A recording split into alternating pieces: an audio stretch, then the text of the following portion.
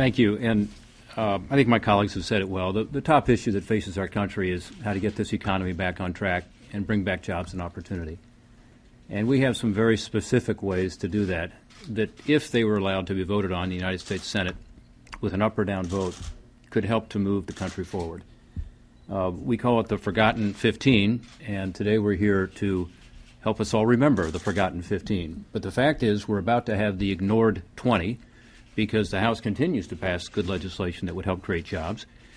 And frankly, the President's out there saying, let's get the jobs moving again, at the same time that the Democrat leadership here in the Senate is saying we want to block this legislation and not permit an up or down vote on legislation we know will create the environment for growth.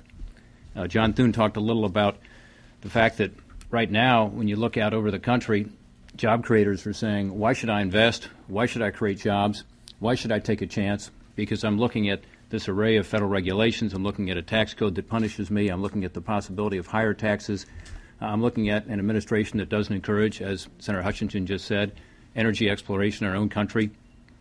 Dr. Barrasso talked a little about what the Western Caucus has put out in terms of a jobs bill, a jobs plan. The Republicans in the Senate have, for the last 5 months, had a jobs plan in place. Now we have specific legislation we're trying to move in the Senate.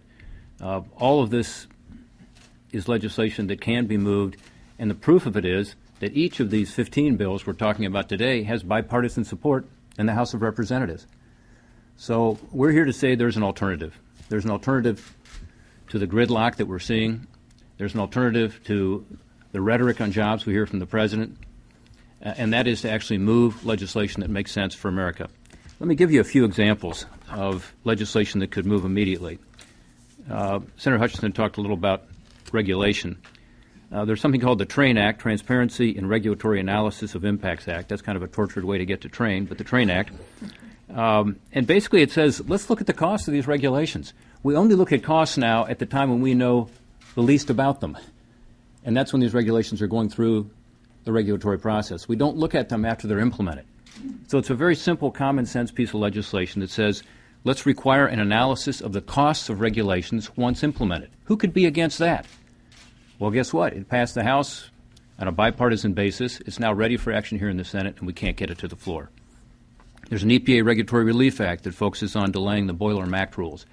This is a specific concern in Ohio, but it's also a concern in all the states represented behind me, because many of our manufacturers are afraid to move forward with investments because of the risk of these boiler MACT regulations coming forward, which, by the way, require new technology that is simply not available today to these commercial enterprises. So it's an example of overreach on the regulatory side. It's keeping manufacturing in a place like Ohio, where we have a lot of paper plants and others who use boilers, from moving forward. Again, common sense legislation that passed on a bipartisan basis.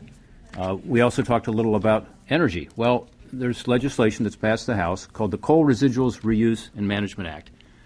Many of us here today on the Senate side are co-sponsoring similar legislation here in the Senate. The companion bill has been introduced. It's bipartisan. I'm an original co-sponsor.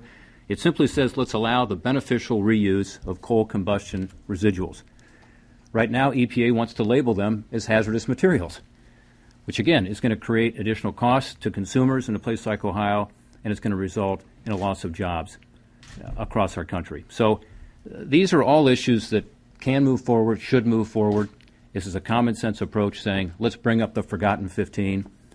Let's also work on the ignored 20, or maybe soon to be 25, Diane and Bill, because they continue to send us legislation that just makes sense. Instead of spending the next 4 months talking about politics and engaging in political rhetoric, let's get something done. I agree with the President. We need to move now. We can't wait. Mr. President, Mr. Leader in the Senate, this is your opportunity.